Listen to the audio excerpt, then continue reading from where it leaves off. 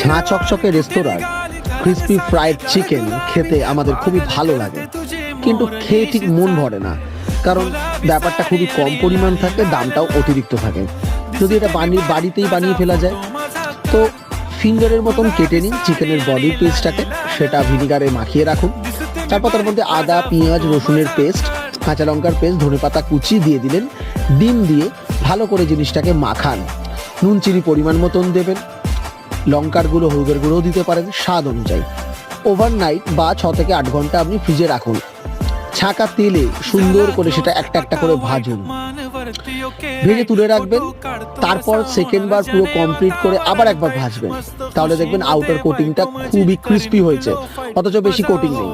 তারপর একটু সসে নাড়াচাড়া করে জাস্ট গরম গরম সার্ভ করুন, খেয়ে বাড়ির লোক জাস্ট চমকে যাবে।